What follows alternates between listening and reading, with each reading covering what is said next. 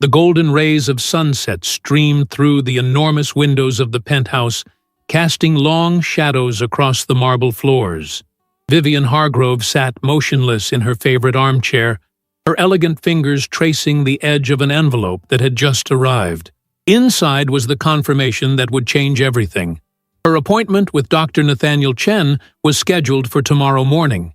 After 12 years of silence, she had made the decision that not a single soul in her family knew about. The surgery to restore her hearing would be her most carefully guarded secret. Vivian's silver hair caught the fading sunlight as she gazed at the family photographs arranged meticulously on the mantelpiece. Her late husband, William, smiled back at her from their wedding photo taken 45 years ago. He had been gone for 8 years now, leaving her with their successful real estate empire, 2 daughters who had grown distant, and a world shrouded in silence after a progressive hearing loss that had culminated in complete deafness 12 years ago. Mrs. Hargrove, Ruby Diaz appeared in the doorway, her hands moving in the familiar patterns of American Sign Language that she had learned when Vivian first lost her hearing. "Your tea." Vivian smiled gratefully as Ruby set down the teacup. Unlike her daughters, Ruby had taken the time to learn proper sign language rather than resorting to impatient gestures and hastily scribbled notes. In the 30 years Ruby had worked for the Hargrove family, she had transitioned from housekeeper to Vivian's most trusted confidant. "Thank you, Ruby." Vivian signed back, her movements graceful and precise. She hesitated, then continued signing. "I need to tell you something important, but you must promise absolute secrecy." Ruby's kind eyes widened with concern as she sat down across from Vivian. "Of course, Mrs. Hargrove. Always." Vivian handed her the envelope. "I'm having surgery tomorrow, an experimental procedure that might restore my hearing." Ruby's mouth fell open as she read the medical documents. "But this is wonderful news. Why keep it secret from Miss Brooke and Miss Tessa?" A shadow passed over Vivian's face as she signed her response. "I have my reasons. I want you to take me to the appointment. Tell everyone I'm visiting my sister in Chicago if they ask." The intercom buzzed, interrupting their conversation. Ruby checked the security monitor and sighed. "Your daughters and their husbands are here for dinner. Earlier than expected." Vivian nodded, quickly tucking the envelope into her desk drawer before smoothing down her cashmere sweater. Family dinners had become increasingly tense affairs in recent months. Brooke and Tessa visited more frequently since William's death, but Vivian couldn't shake the feeling that their attentiveness had more to do with her $80 million estate than genuine concern for her well-being. The elevator doors opened directly into the penthouse foyer, and her family burst in with the usual flurry of air kisses and exaggerated gestures. Brooke, her eldest at 41, strode in first with her signature confidence, designer handbag swinging from her arm. Her husband Pierce followed, his sharp eyes immediately scanning the room as if mentally appraising its contents. Tessa entered more hesitantly, offering a small wave, while her husband Griffin strolled in with his hands in his pockets, eyeing the art collection. "Mother!" Brooke mouthed with exaggerated clarity, a habit Vivian found simultaneously patronizing and unnecessary. She could read lips quite well after years of practice. Brooke bent down to kiss Vivian's cheek, her expensive perfume nearly overwhelming. "You look wonderful." Vivian nodded, reaching for the notepad she kept nearby, her primary means of communication with family members who never bothered to learn sign language. She wrote quickly, "Lovely to see you all. Dinner is ready." Ruby gestured toward the dining room, where she had prepared Vivian's famous roast recipe. As they moved toward the table, Vivian couldn't help but notice how Pierce and Griffin exchanged meaningful glances. Something was brewing beneath the surface. She could sense it in the tense set of their shoulders and the overly cheerful smiles that didn't quite reach their eyes. The dinner progressed as usual, with Vivian watching her family talk amongst themselves, occasionally turning to include her with simplified comments and exaggerated gestures. She nodded and smiled when appropriate, scribbling short responses on her notepad. Years of lip-reading had made her adept at following conversations, though her family rarely remembered this fact. "So, Mother," Brooke began, making sure Vivian could see her lips clearly. "We've been thinking about your properties in the Hamptons. They must be such a burden to manage." Vivian raised an eyebrow and wrote, "My management company handles everything efficiently." Pierce leaned forward, his corporate smile firmly in place. "But wouldn't it be easier to transfer some of those responsibilities? Perhaps put some properties in Brooke and Tessa's names? For tax purposes, of course." Ah, there it was. The real reason for tonight's visit. Vivian had suspected as much when the dinner invitation came suddenly yesterday. She wrote a non-committal response about considering their suggestion and watched as relief flooded Pierce's face. When dessert was served, Griffin asked for more wine, prompting Vivian to rise and head toward the kitchen for another bottle. As she passed through the swinging door, she paused, remaining out of sight, but able to see her family through the crack between the door and frame. Without her present, they dropped all pretenses. "God, this is exhausting," Brooke sighed, slumping in her chair, having to speak so slowly and write everything down. "It's like dealing with a child." "At least she's considering the property transfer," Pierce replied, loosening his tie. "If we can get the Hamptons houses in your name before she changes her will again, that's $5 million each, minimum." Griffin nodded, shoving a forkful of dessert into his mouth. "Did you see how confused she looked when we mentioned the tax benefits? I bet she doesn't even understand half of what we're saying anymore. Age and isolation haven't been kind. Tessa at least had the decency to look uncomfortable. She's still sharp, Griffin. Don't underestimate her." "Oh, please," Brooke scoffed. "She's a lonely old woman who can't even hear. How would she know what we're planning? Pierce has been moving money from her smaller accounts for months, and she hasn't noticed a thing." Vivian felt her heart constrict painfully in her chest. Though she had suspected her family's motives weren't pure, the blatant manipulation and theft came as a shock. She steadied herself against the wall, her knuckles white as she gripped the doorframe. Ruby appeared at her side, concerned eyes taking in Vivian's ashen face. "Mrs. Hargrove? Are you all right?" Vivian composed herself quickly and signed, "I'm fine, just tired. Please tell them I'm not feeling well and need to rest." Ruby nodded, understanding instantly. She returned to the dining room to deliver the message, while Vivian retreated to her bedroom, her mind reeling from what she had witnessed. Later that night, as the penthouse fell silent, Vivian sat at her vanity, staring at her reflection. The woman who gazed back had weathered many storms, building a business empire alongside William, raising 2 daughters, and adapting to a world without sound. She had survived it all with grace and dignity, but now a new resolve hardened in her eyes. Tomorrow's surgery wasn't just about regaining her hearing.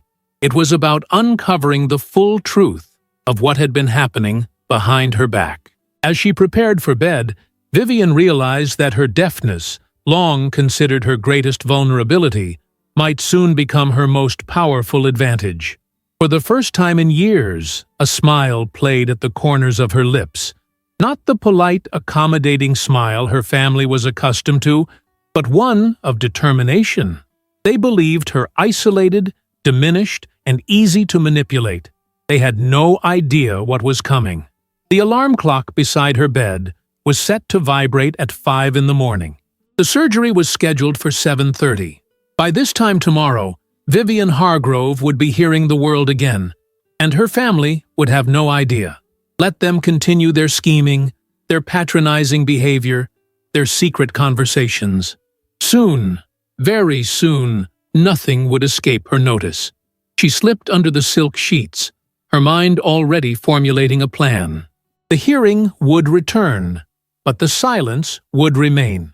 A strategic silence that would reveal exactly who her family had become in the shadows of her presumed disability. Tomorrow would be the beginning of her quiet revolution. The steady beeping of medical equipment filled the pristine room at the Hamilton Clinic, an exclusive medical facility nestled in the outskirts of the city. Vivian lay perfectly still on the operating table, her silver hair tucked neatly beneath a surgical cap. The anesthesia was beginning to take effect, creating a pleasant warmth that spread through her limbs. Dr. Nathaniel Chen's face appeared above her, his kind eyes crinkling at the corners as he spoke. "Count backward from 10, Mrs. Hargrove," he instructed, his lips moving clearly enough for her to read. Vivian nodded slightly, her eyelids growing heavy. 10, 9, 8. The world faded to black as the surgical team prepared to perform the groundbreaking procedure that promised to reconnect her with the world of sound. Hours later, Vivian awoke in a private recovery suite, the afternoon sun casting dappled patterns through the blinds. Her head was bandaged, and a peculiar pressure filled her ears.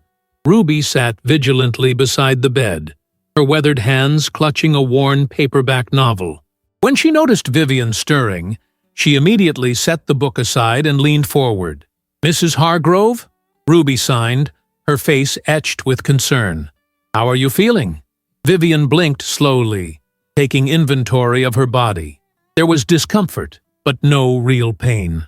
Before she could respond, the door opened, and Dr. Chen entered, clipboard in hand. Ruby stood respectfully, moving to the side to give the doctor space. "Mrs. Hargrove," Dr. Chen said, his voice careful and measured as he approached the bed. "The procedure went extremely well. Better than we anticipated, actually." Vivian stared at him, suddenly realizing something extraordinary. She could hear him. The sound was muffled, as though she were underwater, but unmistakably present. After 12 years of silence, the human voice had returned to her world. Tears sprang to her eyes as she registered the soft hum of the air conditioning, the rustle of the doctor's lab coat, the gentle beeping of monitors. Sounds she had resigned herself to never experiencing again. "I can hear you," she whispered, her own voice strange to her ears. 12 years of speaking without auditory feedback had altered her speech patterns, making her words slightly slurred and her volume control imperfect. "I can actually hear you." Dr. Chen's face broke into a wide smile. "That's excellent news. We weren't expecting auditory response this quickly. The microchip implants combined with the nerve regeneration therapy have clearly taken immediate effect." Ruby gasped, tears streaming down her cheeks as she witnessed the miracle unfolding before her. "Oh, Mrs. Hargrove, the sounds will be muffled for the next 24 to 48 hours, Dr. Chen continued, checking Vivian's vital signs. "As the swelling decreases, clarity will improve dramatically. By this time tomorrow, you should be experiencing about 70% of normal hearing capacity, and within a week, we expect that to reach 90% or higher." Vivian couldn't stop the tears flowing freely down her face. "I never truly believed. Even when I decided to do this, I never really thought." Dr. Chen patted her hand gently. "The technology has advanced tremendously in recent years.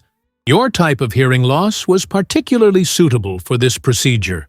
He adjusted one of the monitors and continued, "Now, I must emphasize the importance of protecting your ears in these early days.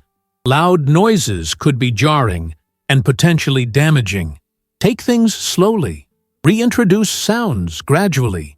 Vivian nodded, still overwhelmed by the symphony of ordinary sounds filling the room, the soft squeak of the doctor's shoes against the floor, the distant chime of an elevator, the gentle clink of medical instruments. "When can I go home?" she asked, already thinking of her next steps. "We'll keep you overnight for observation, but you should be able to leave tomorrow morning. Is there someone who can stay with you for the first few days?" Ruby stepped forward. "I'll be with her, Doctor." Dr. Chen nodded approvingly. "Excellent. I'll be back to check on you this evening. For now, rest. Your brain is working overtime to process sensory input it hasn't received in years." After the doctor left, Vivian turned to Ruby, who was still wiping away tears of joy. "Remember, not a word to anyone about this.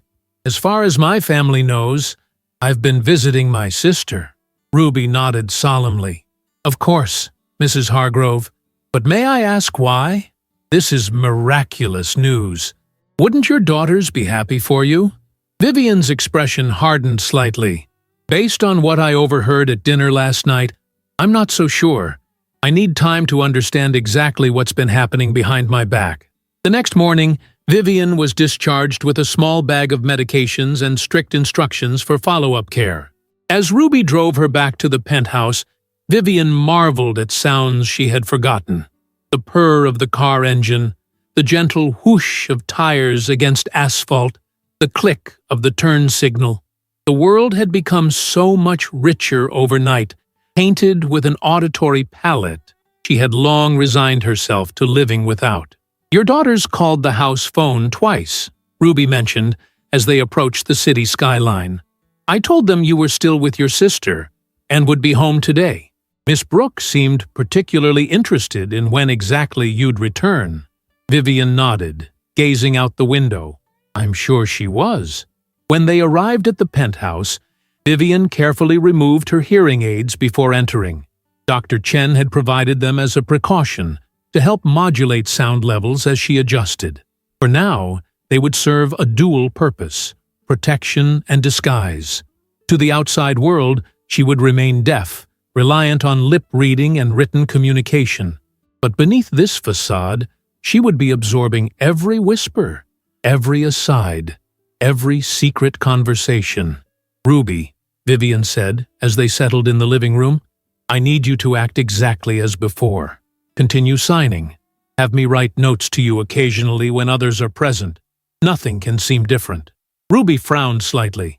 For how long, Mrs. Hargrove? Until I discover the full extent of what my family has been doing. Pierce mentioned moving money from my accounts. I need to know everything. That afternoon, Vivian called her longtime attorney, Stanford Walsh, asking him to come to the penthouse immediately. When he arrived, his tall frame stooped slightly with age. She revealed her newly regained hearing and swore him to secrecy before explaining her suspicions. I want a complete audit of all my accounts, properties, and holdings, she instructed, her voice firm. Discreetly. If anything has been moved or accessed improperly, I want to know. Stanford adjusted his wire-rimmed glasses, his expression grave. I'll have my team start immediately. If Pierce Westfield has been embezzling funds, we'll find the evidence. And I want to change my will, Vivian added, pacing the room. But don't file it yet. Prepare the documents, but keep them in your office safe until I give the word. After Stanford left, promising results within days, Vivian sat alone in William's old study, running her fingers over the mahogany desk where he had conducted business for decades. Oh, William, she whispered to the empty room, hearing her own voice with a clarity that still startled her. What would you make of all this? The intercom buzzed, and Ruby's voice came through. Mrs. Hargrove, Miss Brooke, and Mr. Westfield are here to see you.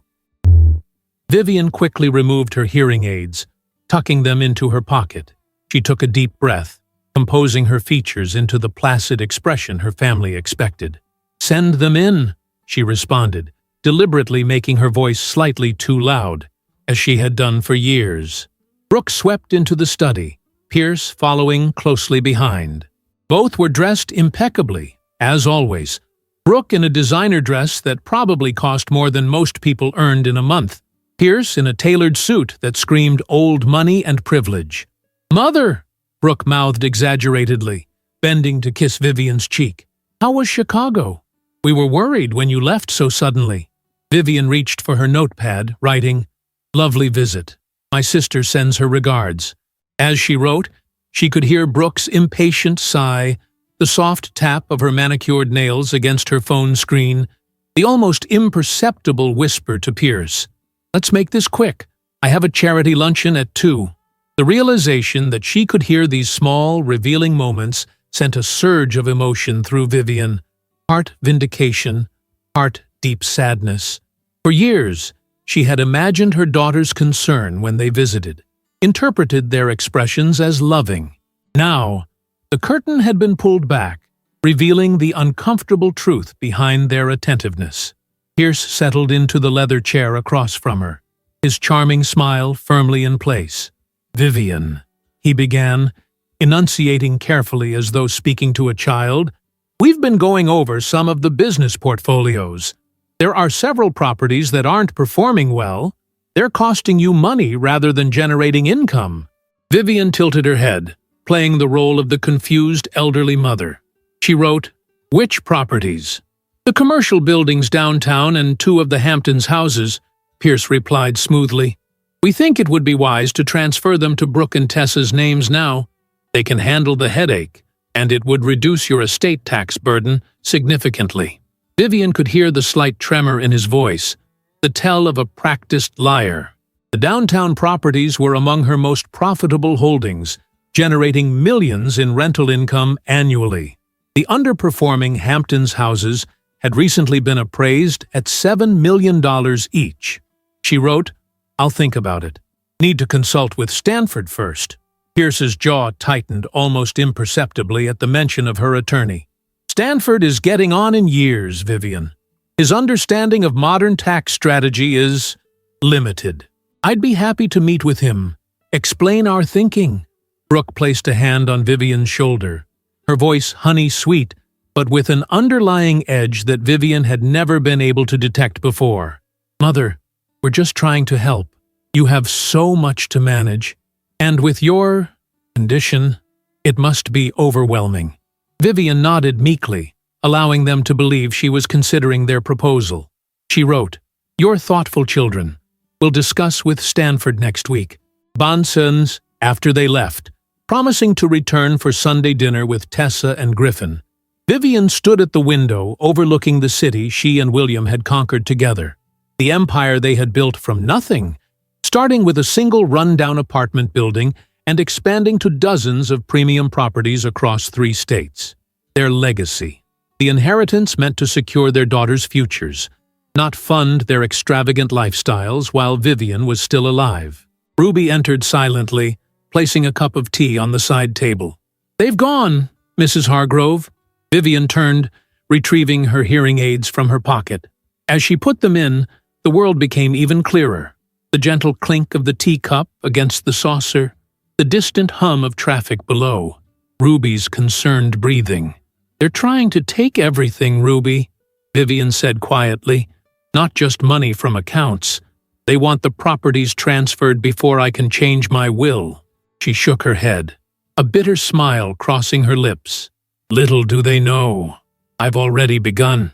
That night, as Vivian lay in bed listening to the forgotten symphony of nighttime sounds, the tick of the grandfather clock in the hallway, the soft whir of the climate control system, the occasional car horn from the street below, she formulated her plan. Sunday dinner would be just the beginning. She would need patience, evidence, and perfect timing. Her family believed they were orchestrating a masterful scheme to secure their financial futures. They had no idea they were walking into a trap of Vivian's making, one that would expose not just their actions, but the true nature of their characters. As she drifted off to sleep, lulled by the sounds she had missed for so long, Vivian felt a strange sense of peace. The truth, however painful, was always preferable to illusion. By the time she was finished, everyone's true colors would be revealed, including her own. Sunday arrived with a pristine blue sky and a gentle breeze that rustled the ornamental trees on Vivian's penthouse terrace. For the 3rd consecutive day, she had awoken to the miraculous symphony of morning sounds, birdsong from outside her window, the distant hum of weekend traffic, the soft footfalls of Ruby preparing breakfast in the kitchen. Each new sound was a gift, a reconnection with a world she had feared lost forever. Vivian sat at her vanity, carefully applying her makeup with the practiced precision of a woman who had maintained her appearance impeccably, despite personal tragedies. The face that looked back at her from the mirror showed few signs of her 68 years. Silver hair styled in elegant waves, skin remarkably smooth, save for fine lines around her eyes that spoke of both laughter and tears. "Mrs. Hargrove," Ruby called from the doorway. "Stanford is on the phone. He says it's urgent. Vivian nodded, reaching for the receiver. Since regaining her hearing, phone conversations had become possible again, though she kept this development strictly between herself, Ruby, and her attorney. "Stanford," she said, her voice measured and calm. "What have you found?" The attorney's voice came through clearly, his professional tone tinged with unmistakable anger. "It's worse than we suspected, Vivian. Pierce has been systematically transferring funds from your investment accounts to offshore holdings for the past 14 months. Small amounts initially, but increasingly larger sums. The total is just over $2 million. Vivian's hand tightened on the receiver, but her expression remained impassive. "And the documentation? Irrefutable. He used your power of attorney to authorize the transfers, claiming they were for property renovations and maintenance. But we've verified with the management companies. Those renovations never happened. What about my daughters? Are their names on any of these transactions?" Stanford paused before responding. "Brooks is. She co-signed on several of the larger transfers. Tessa's name doesn't appear anywhere, but that doesn't necessarily mean she's unaware." A cold weight settled in Vivian's stomach. She had held out hope that perhaps Brooke was merely under Pierce's influence, that her eldest daughter wasn't actively participating in the theft. That hope now withered and died. "I've prepared the new will as you requested," Stanford continued, "and I've taken the liberty of drafting the documents to revoke Pierce's power of attorney, effective immediately. I can bring everything over tomorrow morning for your signature." "Thank you, Stanford. And the other matter we discussed? The trust restructuring is complete. Once you sign the documents, your monthly distributions to family members can be modified or terminated at your discretion without further paperwork." "Excellent. I'll see you tomorrow at 9. After hanging up, Vivian sat motionless, absorbing the confirmation of her worst fears.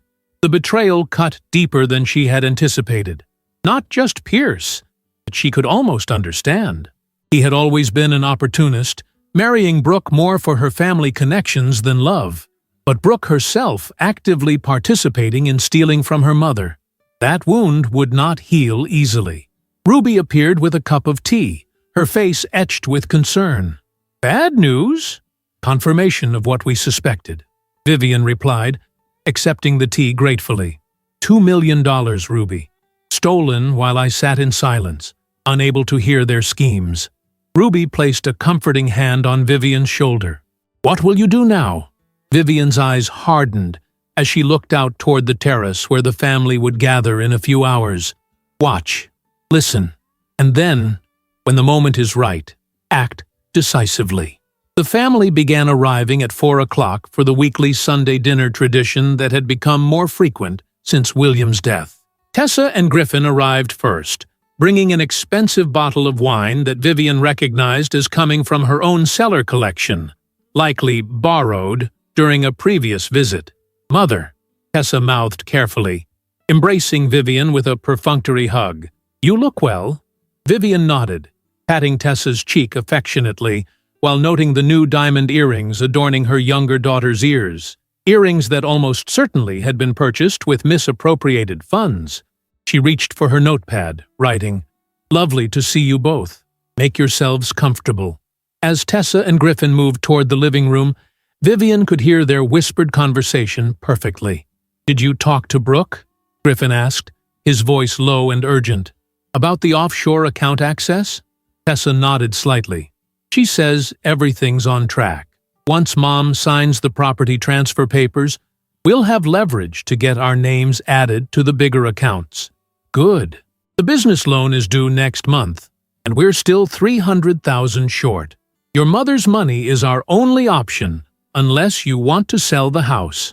Vivian turned away, her face a careful mask concealing the storm of emotions beneath. So, Tessa and Griffin were aware of the scheme. Perhaps not active participants in the embezzlement, but certainly planning to benefit from the broader plan to gain control of her assets. Brooke and Pierce arrived 20 minutes later, bringing their usual energy of barely concealed impatience. Brooke was dressed immaculately in a designer outfit, that Vivian estimated cost upwards of $5,000. Pierce carried a leather portfolio that immediately set Vivian's nerves on edge. Paperwork, no doubt, for her to sign. "Mother!" Brooke exclaimed with exaggerated clarity, air-kissing Vivian's cheeks. "I've brought the property documents we discussed. Very simple, just a few signatures needed." Vivian smiled placidly, gesturing toward the dining room where Ruby was setting out appetizers. She wrote on her notepad, "After dinner. Let's enjoy family time first." Pierce's expression tightened momentarily before he forced a smile. "Of course, Vivian. No rush at all." As they gathered around the dining table, Vivian observed her family with new clarity. Without the impediment of deafness, the dynamics were starkly apparent. The impatient glances exchanged between Brooke and Pierce whenever she took too long to respond to a question. The condescending way Griffin over-explained simple concepts as though she were intellectually, as well as hearing, impaired. The way Tessa checked her phone every few minutes, clearly bored by the obligation of dining with her mother. "So, Mother," Brooke began once the main course had been served, "have you given any more thought to our discussion about the properties?" Vivian tilted her head questioningly, pretending not to fully understand. She wrote, "Which properties?" Brooke's smile tightened almost imperceptibly. "The ones we talked about transferring to Tessa and me. The underperforming properties that are causing you tax burdens." Vivian nodded slowly, then wrote, "Stanford mentioned something different about those properties. Very profitable," he said. The reaction around the table was immediate. Pierce's fork paused midway to his mouth. Brooke's smile froze in place.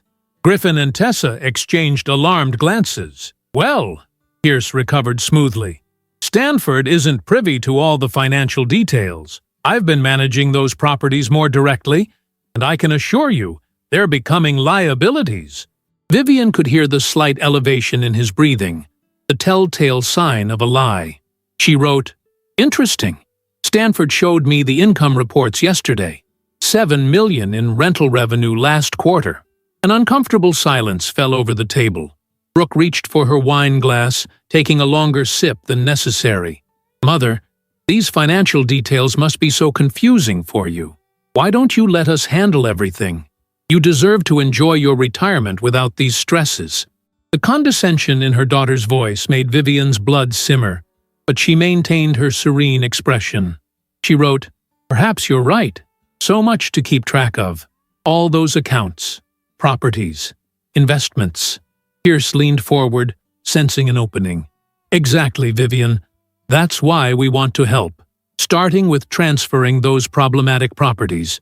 I have the papers right here." He reached for the portfolio he'd brought. Vivian held up her hand, then wrote deliberately, "After dinner, and I'd like Stanford to review first." "Stanford is getting quite elderly, Mother," Brooke interjected quickly. "His understanding of modern estate planning is outdated.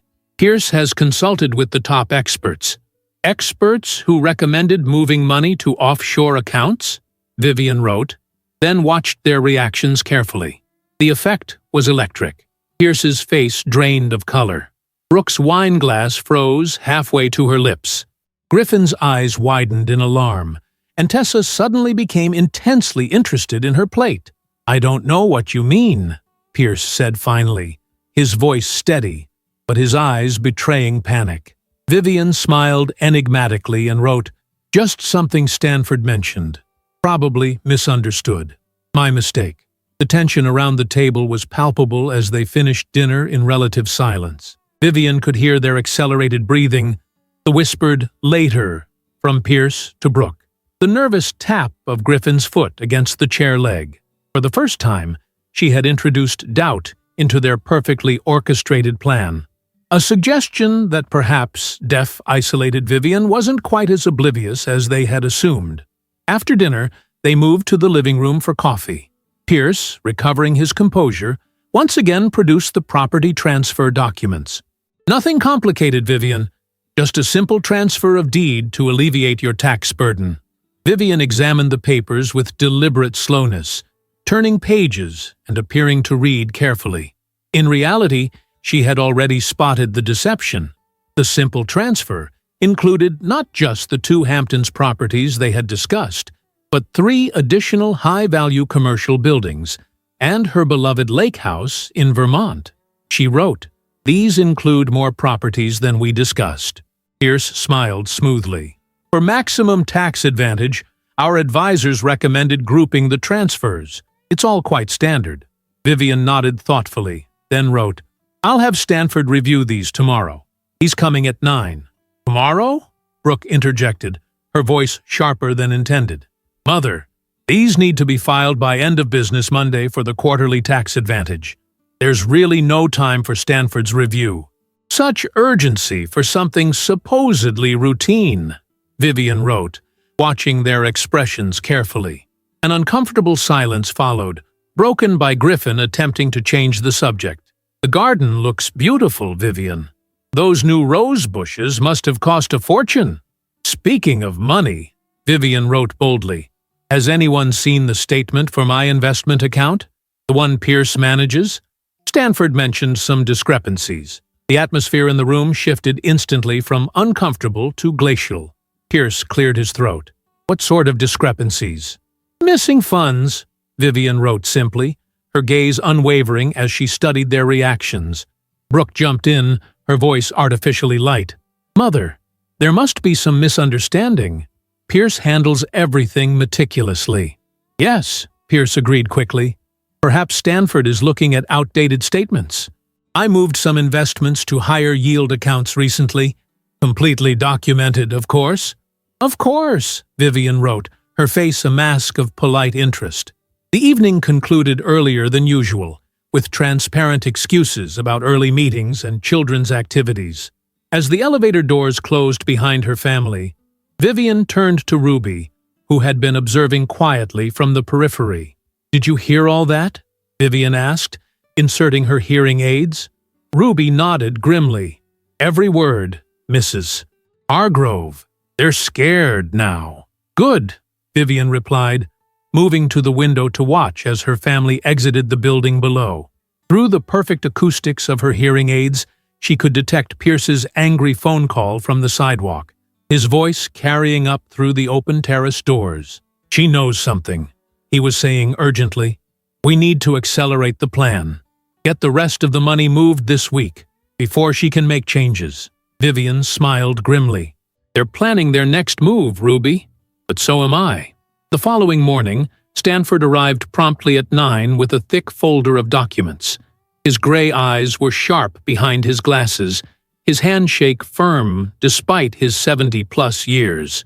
"The evidence is conclusive, Vivian," he said, spreading financial statements across the desk.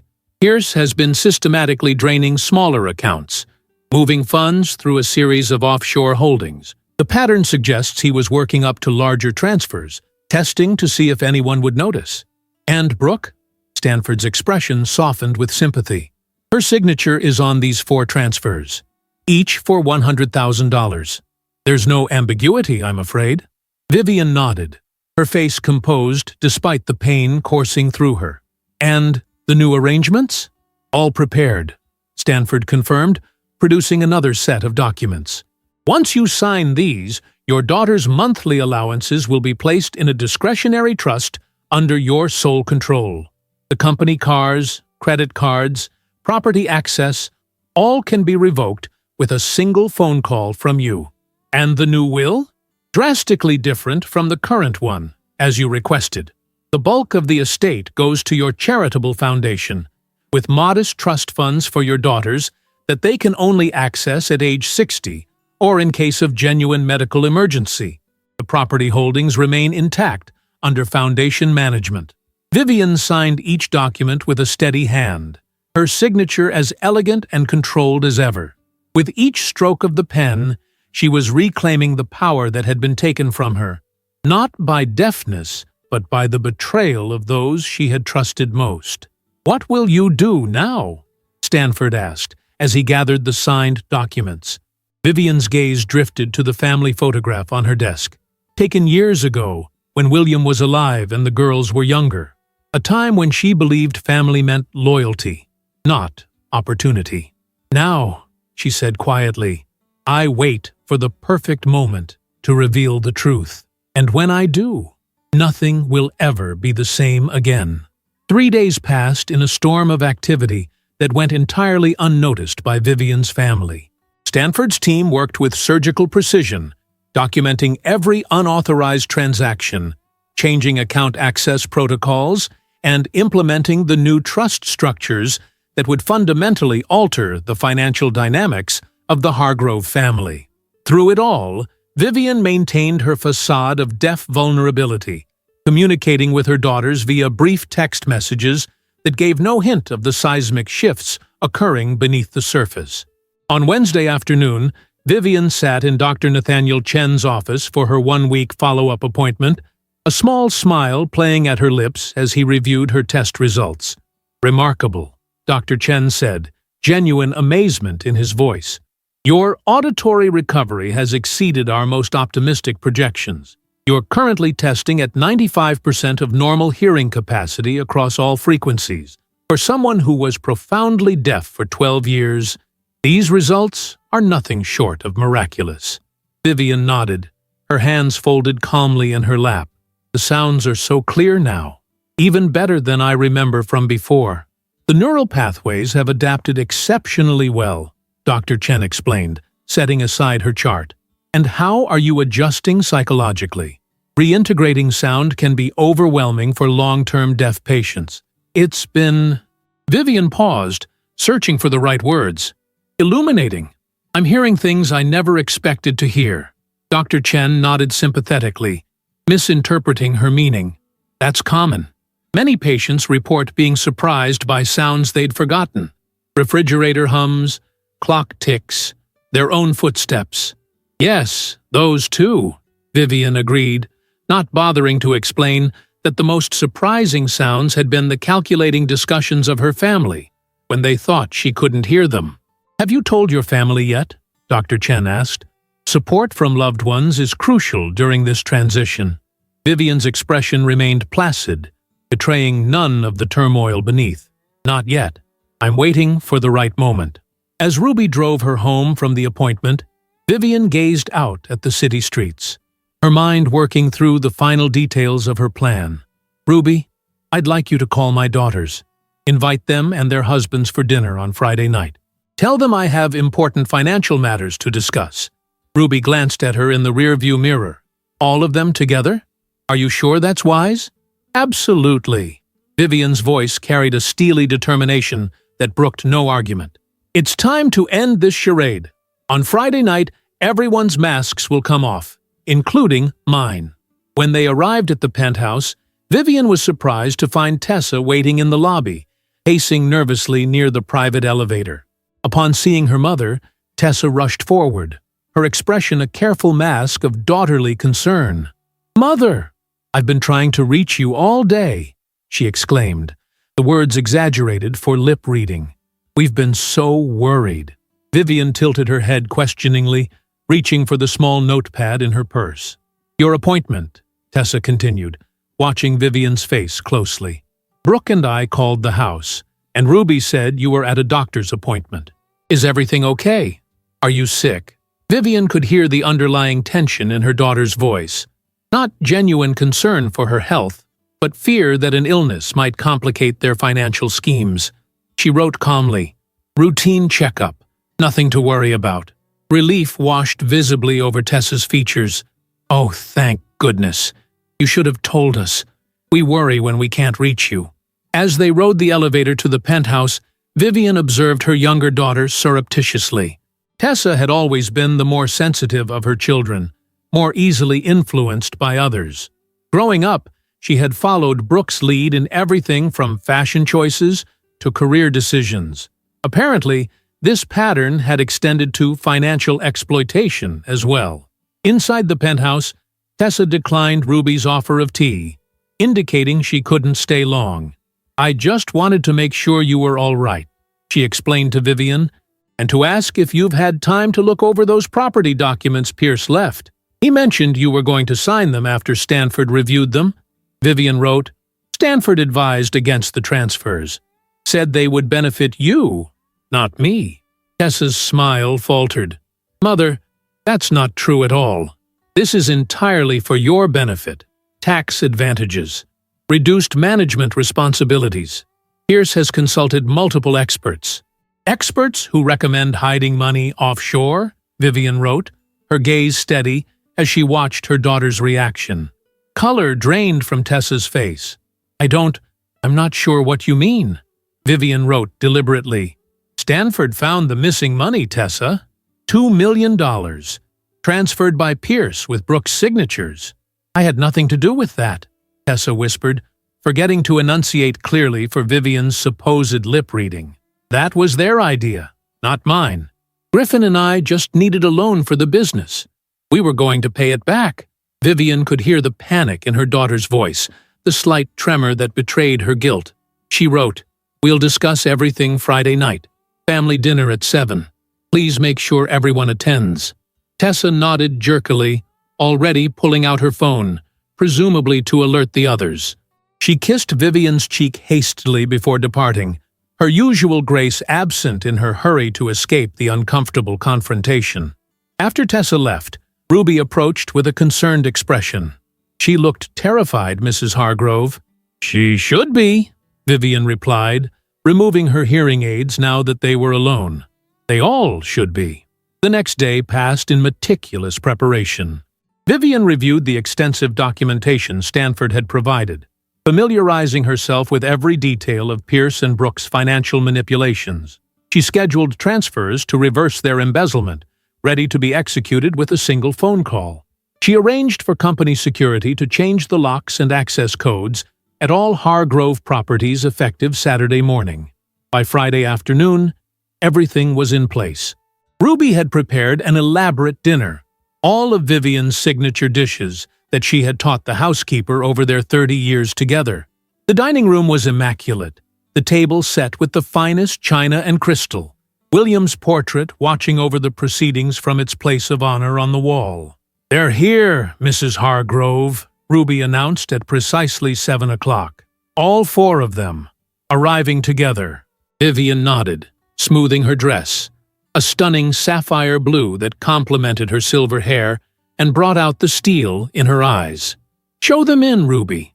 And remember, until I give the signal, nothing has changed. I'm still deaf to them." The family entered with uncharacteristic hesitation, their usual confident demeanor replaced by wary calculation. Brooke led the way, dressed immaculately as always, though Vivian noted her daughter's white-knuckled grip on her designer handbag. Pierce followed, his corporate smile firmly in place, but strain evident around his eyes. Griffin and Tessa entered last, both looking distinctly uncomfortable. "Mother," Brooke greeted with exaggerated clarity, kissing Vivian's cheek. "You look lovely tonight. Special occasion?"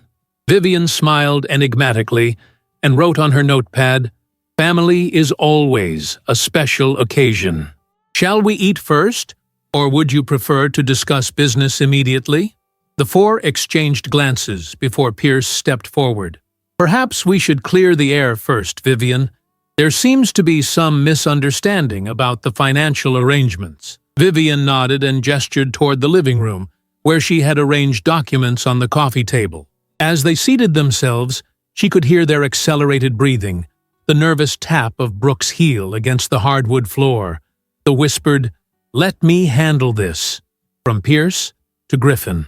Pierce began his well-rehearsed explanation, his voice smooth with practiced sincerity. "Vivian, Stanford may have misinterpreted some of the financial movements in your accounts. Yes, I've transferred funds between various holdings, but always with the goal of maximizing your returns and minimizing tax exposure. These offshore accounts are perfectly legal tax havens used by wealthy families worldwide." Vivian watched him impassively, then wrote, "And the $2 million? Temporary transfers," Pierce replied without missing a beat. "Capital being positioned for a major investment opportunity. Every penny is accounted for and working for your benefit." Brooke leaned forward, her expression earnest. "Mother, you know we would never do anything to harm you financially. Everything we've done has been to protect your estate, our family legacy." Vivian wrote, "Then you won't mind if we review the documents together." She gestured to the stack of papers on the table. A flicker of alarm crossed Pierce's face. "These are complex financial instruments, Vivian. Without the proper background, they can be very confusing." "Try me," Vivian wrote, her expression challenging. For the next 20 minutes, Pierce attempted to explain away the damning evidence Stanford had compiled, weaving an increasingly convoluted narrative of investment strategies and tax planning. Throughout his explanation, Vivian remained silent, watching as he dug himself deeper with each deception. Finally, when Pierce finished his elaborate justification, Vivian stood up and walked to the bar cart in the corner of the room. She poured herself a small measure of William's favorite scotch, feeling 4 pairs of eyes tracking her movements with growing confusion. "Mrs. Hargrove," Ruby said from the doorway, "right on cue. Shall I serve dinner now?" Vivian turned to face her family, taking a small sip of the scotch before responding. Not in writing, but in a clear, steady voice. "I think we'll wait a bit longer, Ruby. We're just getting to the interesting part." The effect was instantaneous. 4 pairs of eyes widened in shock. Brooke's mouth fell open.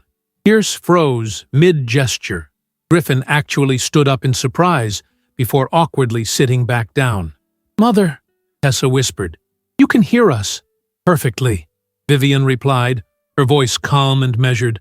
"I've been able to hear everything for over a week now. Every whisper, every aside, every plan discussed when you thought I couldn't possibly know what you were saying." "But how?" Brooke stammered, her composure shattered. "An experimental procedure," Vivian explained, moving back to her seat with deliberate grace. "Microchip implants combined with nerve regeneration therapy. Quite revolutionary. Dr. Chen believes it might help thousands of people with hearing loss similar to mine." "And you didn't tell us?" Brooke's voice carried an accusatory tone that made Vivian's eyebrows rise. "Why would I?" Vivian asked softly. "So you could be more careful about what you said behind my back? So Pierce could be sure to make his calls about offshore accounts from a safer distance?" Pierce attempted to regain control of the situation.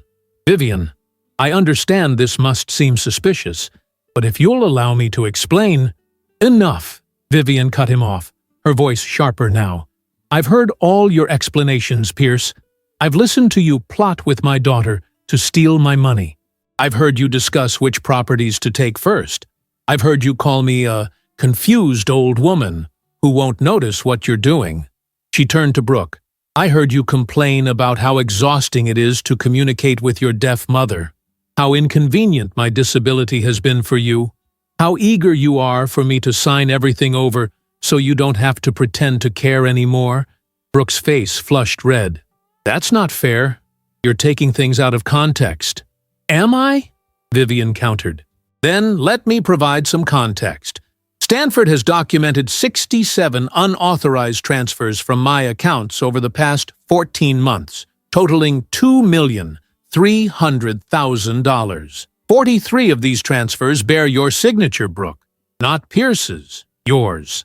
She turned to Tessa and Griffin.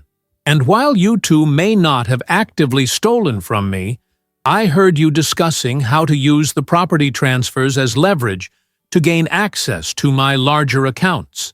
I heard Griffin mention using my money to cover the $300,000 business loan that's coming due." Tessa began to cry, mascara tracking down her cheeks. "Mother, please. We were desperate. The business was failing, and we didn't know where else to turn." "You could have asked me," Vivian said, her voice softening slightly.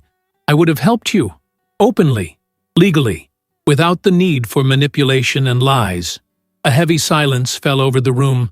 Pierce, ever the strategist, was the first to recover. "What happens now, Vivian? What do you want from us?" Vivian set down her glass and folded her hands in her lap. "As of this morning, several things have changed. First, Pierce no longer has power of attorney over any of my affairs. Stanford has revoked all access to my accounts. The $2 million has been recovered from the offshore holdings and returned to my primary accounts."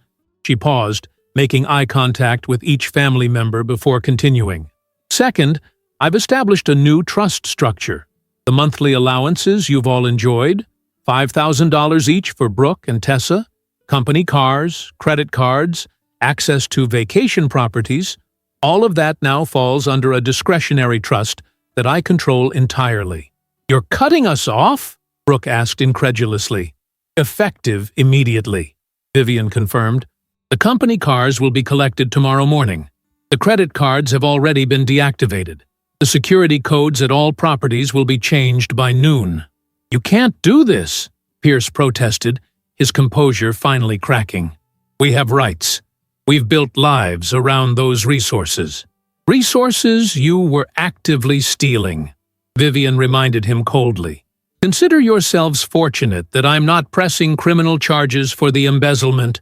Stanford advised me to do exactly that, particularly in your case, Pierce. This is insane, Griffin interjected. You're punishing us all because of Pierce and Brooke's actions. Tessa and I weren't involved in the transfers. But you knew, Vivian replied simply. You knew, and you planned to benefit. You discussed it openly in my presence, believing I couldn't hear you. She stood again, moving to the window that overlooked the city lights. For 12 years, I lived in silence, trusting that my family would protect my interests, honor the legacy your father and I built. Instead, you saw my disability as an opportunity to enrich yourselves. Turning back to face them, Vivian's expression hardened. Starting tomorrow, you will all learn what it means to support yourselves without the Hargrove fortune backing you. Get jobs, earn your own way, discover the value of what you've taken for granted. And if we refuse, Brooke challenged, her voice thick with emotion, then you'll have nothing, Vivian stated simply. The new will I signed this morning leaves the bulk of my estate to the charitable foundation. Only if you demonstrate genuine change over the next year will I consider reinstating your inheritances. Pierce stood abruptly. This is emotional blackmail. You can't hold your money over our heads like this. Actually, I can, Vivian replied calmly. It's my money, Pierce. Money that William and I earned through decades of hard work and careful investment. Money you tried to steal. She moved toward the dining room. Now, Ruby has prepared a lovely dinner. You're welcome to stay and eat, or you can leave. The choice is yours. But understand this. The financial dynamics of this family have changed permanently. How we proceed from here is entirely up to you.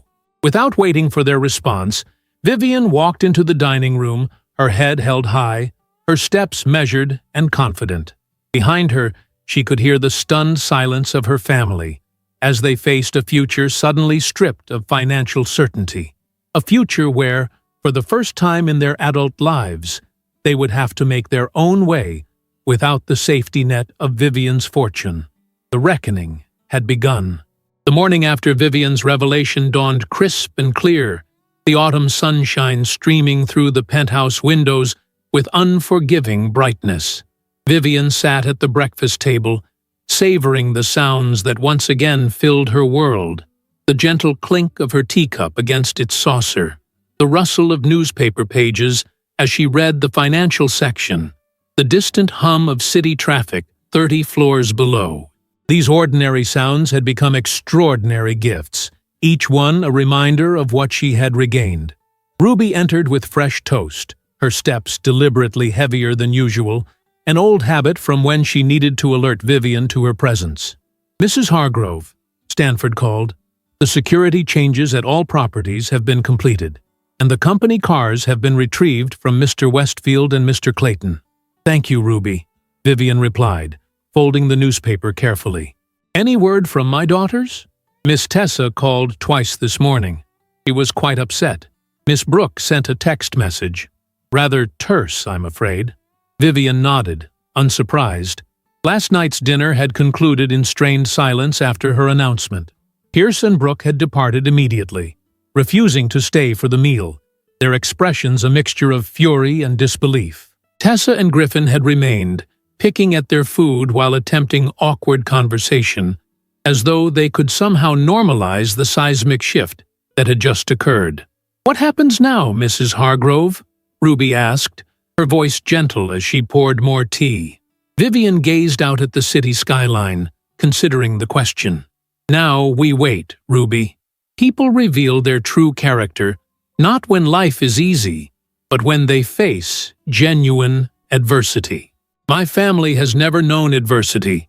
Perhaps it's time they did." The weeks that followed unfolded exactly as Vivian had anticipated. Pierce was the first to crack under the pressure of financial reality. Without access to Hargrove funds, his carefully cultivated image of success began to crumble. His luxury car repossessed, his credit cards declined, his country club membership lapsed.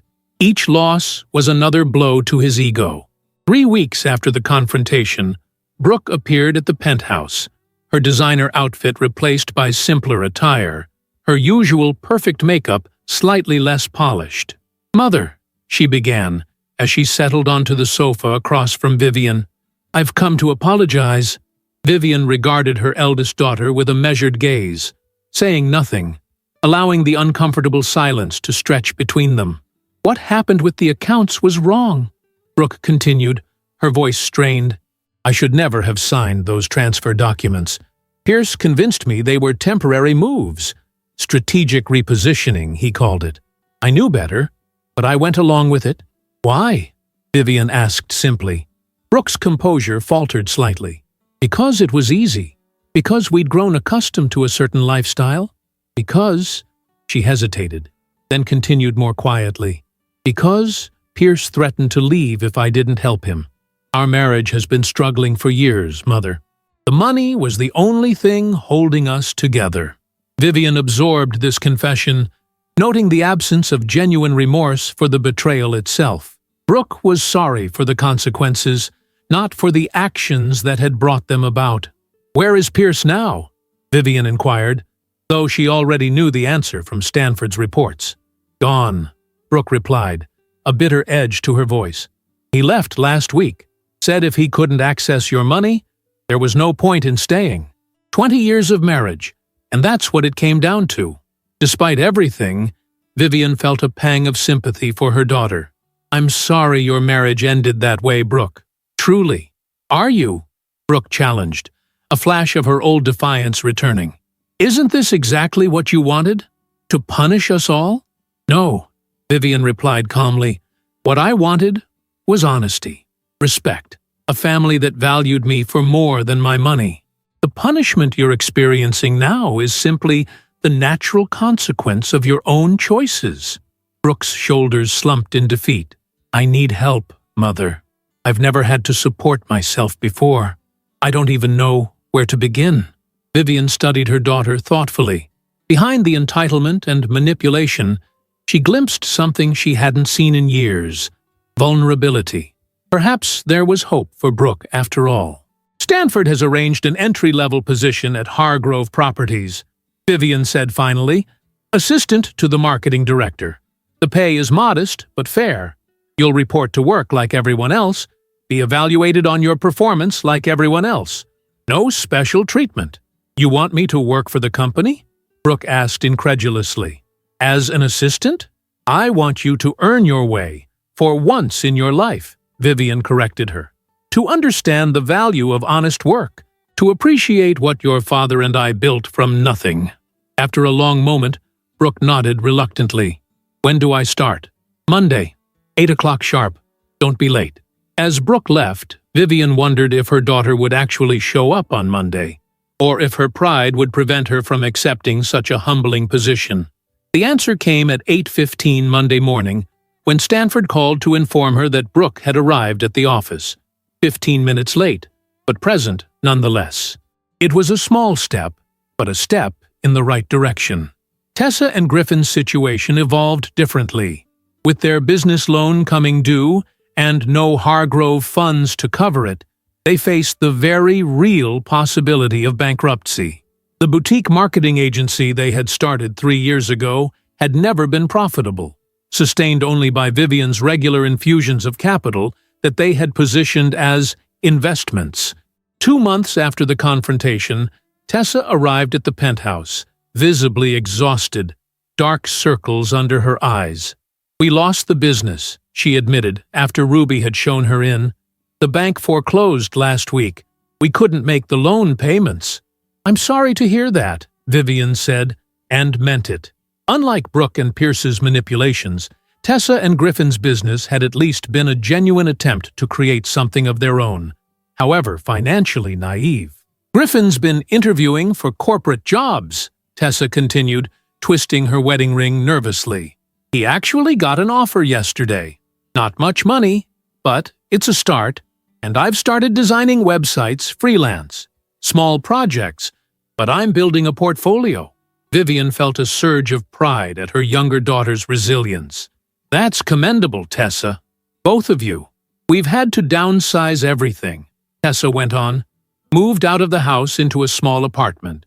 Sold a lot of stuff. It's been humbling, but also clarifying in a way." She looked up at her mother, genuine remorse in her eyes. "I'm so sorry, Mom. Not just for going along with Pierce and Brooke's schemes, but for taking you for granted all these years, for seeing you as a source of money rather than as a person." The simple sincerity of the apology and the rare use of Mom instead of the more formal Mother touched Vivian deeply. This was what she had been hoping for. Not just the struggle, but the growth that could come from it. "Thank you for saying that," Vivian responded, reaching out to squeeze her daughter's hand. "It means a great deal to me." "Griffin and I have been talking," Tessa said hesitantly, "about how we treated you after you lost your hearing, how impatient we were, how we never really tried to learn sign language or find better ways to communicate. We just took the path of least resistance, and that wasn't fair to you." "Life rarely gives us second chances," Vivian said softly, "but when it does, the wise seize them with both hands." Over the following months, a new pattern emerged.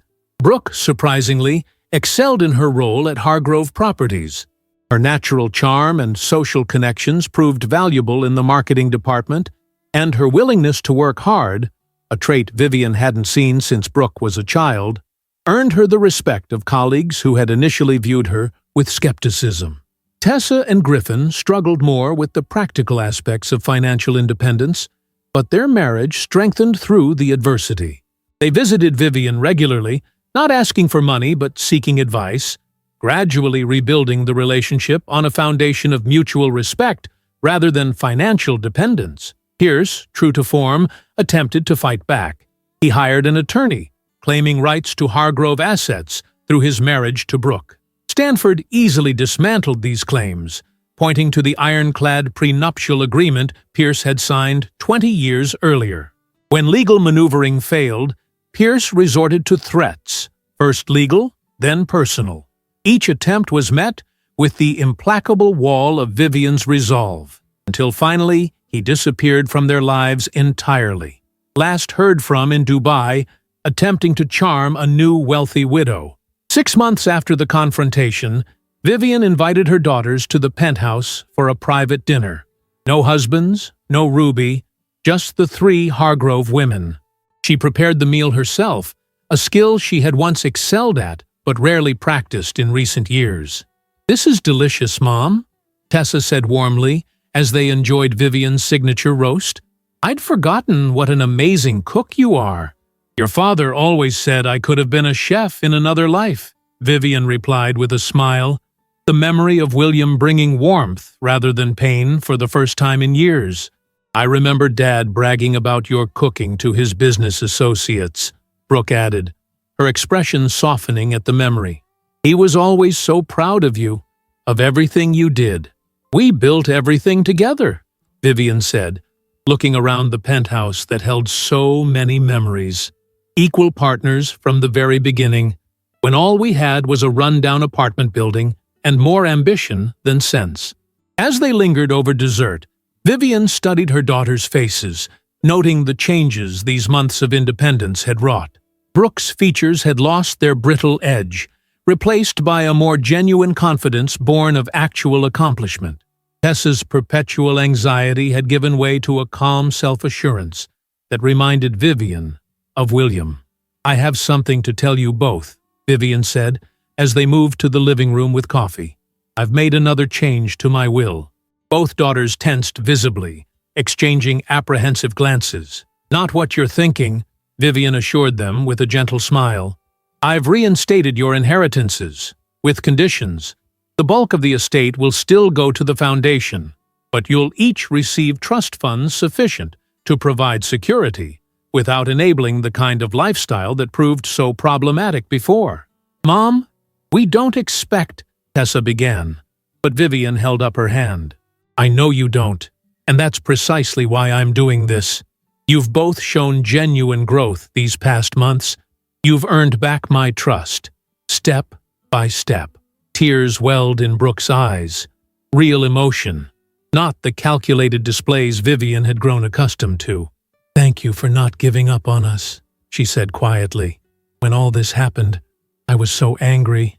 I blamed you for everything, but you were right. We needed this wake-up call." "I never gave up on you," Vivian replied.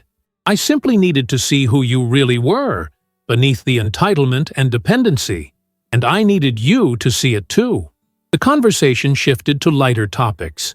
Brooke's recent promotion, Tessa's growing freelance business, Griffin's adjustment to corporate life.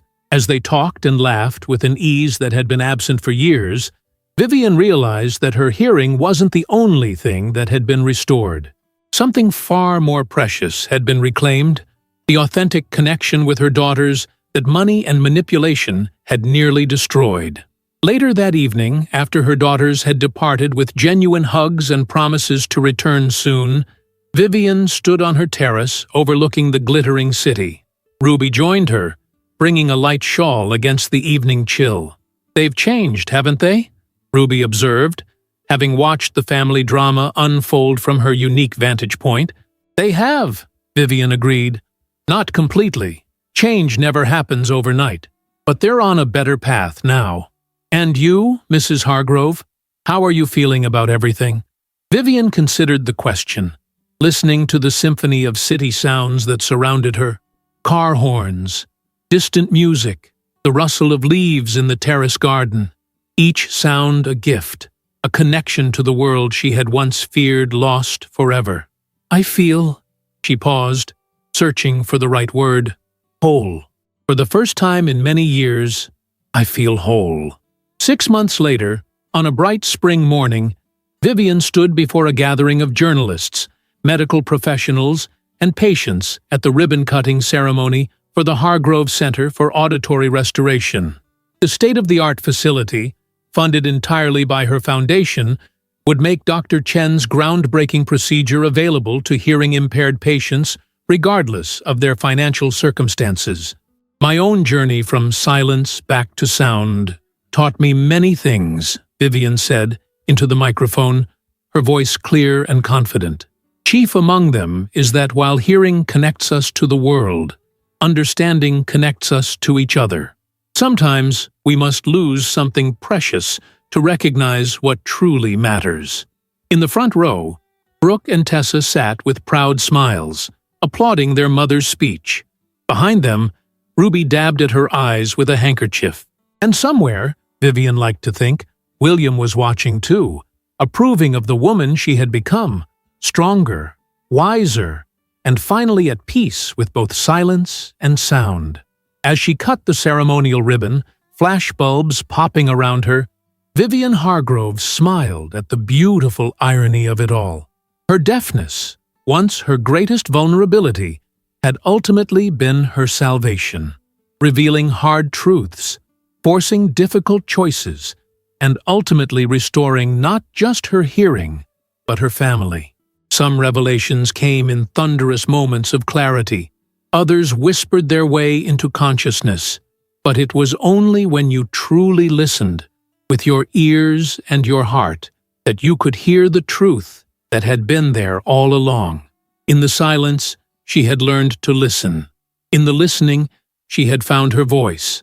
And in finding her voice, she had transformed not just her own life, but the lives of all those she touched. Not through her wealth or her power, but through the simplest and most profound of human gifts, the courage to face the truth, whatever it might reveal. Thank you all for being here today. Vivian concluded, her gaze encompassing the crowd, but lingering on her daughters. This center represents not just medical innovation, but the power of second chances. May it help others find their way back from silence, just as I found mine. The applause that followed was thunderous, a beautiful cacophony of sound that washed over Vivian like a blessing. Once, such noise would have been lost to her. Now, she heard every nuance, every variation, every individual contribution to the whole. Just as she now saw her family clearly.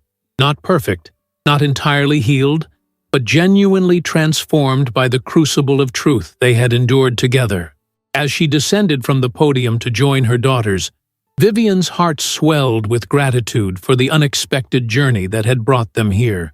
The silence had revealed what words could not. The truth had hurt, then healed, and the love that remained, tested, tempered, and true, was stronger than anything money could buy or deception could destroy. Some called it a miracle that Vivian Hargrove had regained her hearing after 12 years of silence.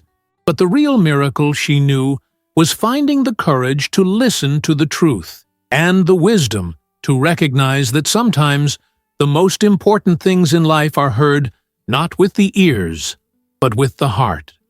If you enjoyed the story, leave a like and subscribe to the channel. And drop a comment below. What city are you watching from? And if your heart tells you to, feel free to leave me a tip on Buy Me a Coffee. Just check the first pinned comment. Thanks for keeping me company and for the coffee, and I'll see you in the next story.